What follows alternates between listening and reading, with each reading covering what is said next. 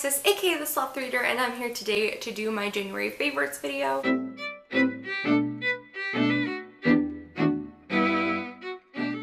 If you guys are new here, I use my favorites videos to basically talk about everything non-bookish that I did, watched, listened to in the month, so that is what I'm gonna do today. Starting out with the movies I watched this month, I actually watched one movie I had already seen before, and then I watched a new movie. The first movie I saw was the one I had already seen before, and that was Guardians of the Galaxy 2.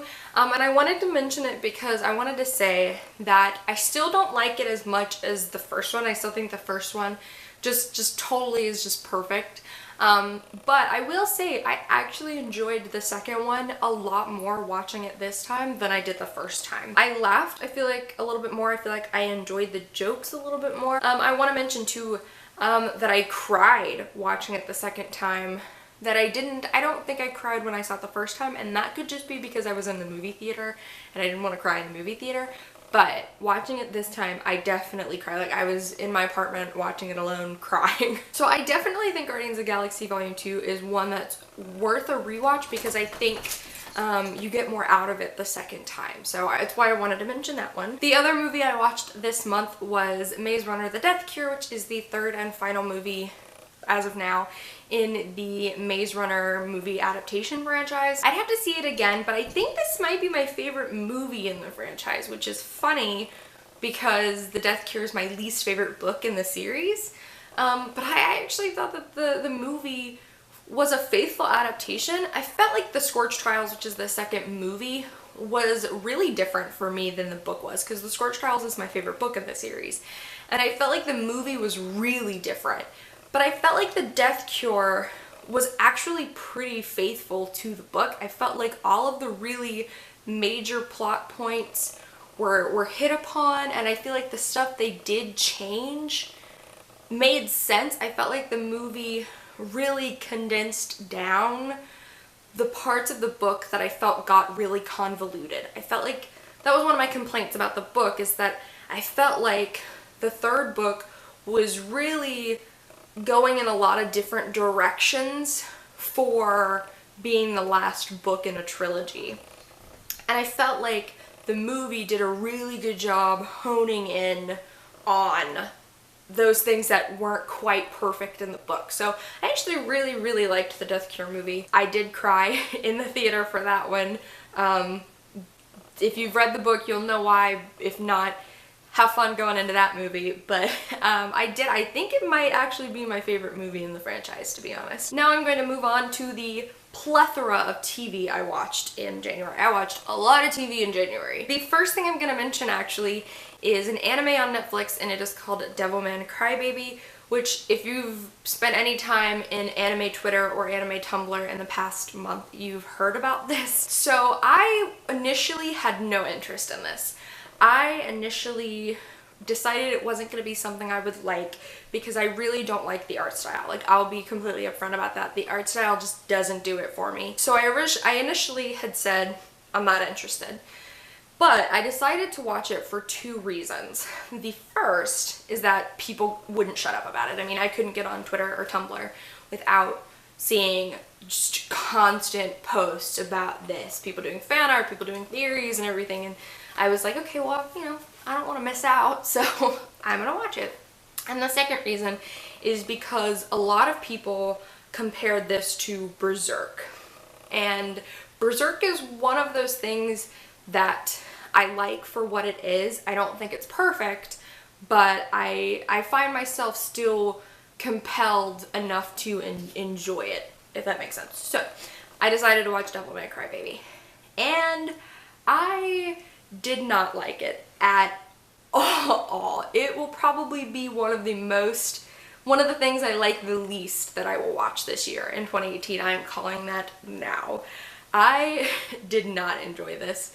So I'm going to lay it down for you guys why I didn't enjoy this. I already mentioned the art. The art for me is just, it doesn't work. Like, when I try to compare that to more traditional anime, there's a huge disparity in art style for me. So right off the bat, let's talk about that. The next thing I want to mention is that this story is so gratuitous with the amount of gore and the amount of sexual imagery in it, and I felt it was ridiculously unnecessary, to be honest. Like, I don't mind gore and I don't mind sex in TV shows. I mean, I've seen Game of Thrones and I like Game of Thrones as like the visual thing. Yeah, like I don't mind gore and I don't mind sex. But when it gets to the point that it's like eye-rollingly overused, it really starts to detract from my enjoyment. And that is what I felt was the case here. With the sexual content much more than the gore. The gore I could at least understand in fight sequences. The sexual content was constant. I think I saw a pair of animated boobs twice every episode. Probably. They're not even well animated, let's be honest. I saw the same orgy sequence played out 6 or 7 times. Just that same sequence over again, and it's like, why? Like, what am I as the viewer supposed to get out of that when I don't feel like it adds anything to the story? So, I felt like the sexual content and the gore really detracted from the story and the character development and my enjoyment of the story because it was so constant and so unnecessary. So if that is something you don't like, know that going in, that you are going to see a lot of naked people, you're going to see a lot of people being torn apart very gorily, like, be advised, that's the thing. The next thing I want to mention is that I don't honestly feel like the characters were very compelling. The characters had clear motivations. I didn't feel like they were very unique. I didn't feel like I really got to know them and that I really came to care about them as characters, which is something I'll get into in a second, but I don't find the characters very compelling. I found them very boring and flat, and I really just didn't care what happens, which brings me to my next point, which is that I hated the ending of that. The ending of that was so unsatisfying and so unfulfilling that I just, like, I closed my laptop after I was done and I was like, are you freaking kidding me? Like, I went through that many episodes for that ending. And I think it comes down to I wasn't compelled by the characters enough to care when the ending happened. And I'm not overtly against endings like this one, because one of my favorite anime kind of has a similar ending. So it's not the ending I hated, it's how disappointing the ending felt. Like, it literally was like soul-crushing disappointment. I was like, are you actually kidding me? And I also do want to mention something too, and I debated not mentioning this, but I feel like it's important. Based on what I saw on Twitter and Tumblr, I believe that there was 2 canon queer couples in this. I thought there was a female-female couple and I thought there was a male-male couple, because that is what Twitter and Tumblr will lead you to believe. That is not the case. I think an argument could be made that one character could be queer, but I wouldn't by any means call either of those couples canon, because the main character is in love with his female best friend, and the entire show is about their relationship. And that is definitely a heterosexual relationship. So I want to mention that because that was a thing I was led to believe going into the show that I do not feel is the case. So if you were interested in checking out that show because you were like, oh, that's really cool, canon queer couples, no, not the case. No, not the case. That one was a huge miss for me this month, and I feel like an old curmudgeon because I didn't enjoy it when everyone else seems to. I'm definitely the unpopular opinion here, but it was, I didn't enjoy it. So following me not liking Devilman Crybaby, I decided to rewatch Berserk, which is, again, it's the anime that everybody was comparing it to that originally sparked my interest in wanting to watch it. And so Berserk is one of those things, it's very grimdark. It's probably the most effed up anime I think I've ever seen, to be honest. Maybe that's not true. I've seen some pretty effed up anime, but it's definitely not for a faint of heart. It's not perfect. It's very gory, and a lot of the content is really sexual, and that is a thing I will constantly critique about Berserk, because I think it suffers from the same thing where a lot of the content is so overly sexual it really takes away from the characters in the story. Berserk also suffers heavily from female characters being poorly written and poorly treated. The female characters in this are so poorly treated. By the author, by the other characters, by the story. That's a huge glaring problem with Berserk, but it comes down for me that I like Berserk because ultimately I find the characters more compelling. I feel like I get enough time with them as characters and I get to learn their stories that I want to know what's going to happen to Guts and I want to know what's going to happen to Casca. And so like that's ultimately I think where the big difference is, because I do think these shows are pretty similar. I think a lot of the points kind of both happen in each, but I think the main difference is that with Berserk I find the story a little bit more compelling and it makes me more interested. I definitely want to give trigger warnings for Berserk though, because it is very gory, it is very sexual in a lot of its imagery, and there are a few instances of sexual assault in the story, so like it's not a perfect thing and I would definitely advise against it if you are the kind of person who's easily triggered. But I did rewatch that this month. On to something that's maybe a lot more wholesome. I watched the first half of Planet Earth 2 this month.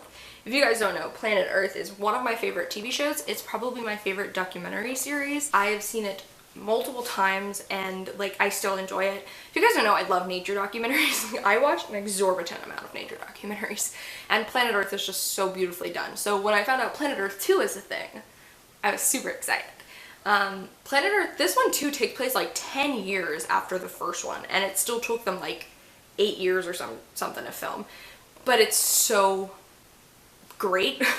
If you like nature documentaries, if you really like documentaries that explore specific biomes and the ecosystems that exist within these biomes, and you like learning about animals and plant life and the different unique traits of both of these things, I really would recommend Planet Earth. Or Planet Earth 2. Planet Earth 2, as well, I want to mention, is beautifully shot. I do want to be upfront that this is a very honest animal documentary, which means there are scenes of predators hunting prey. There are some instances where, you know, we see some animals being killed by other animals in the wild. It's all very much a representation of the actual animal kingdom, but if that is something that is going to upset you, I wouldn't check it out, or I would at least be weary of when certain scenes are gonna start.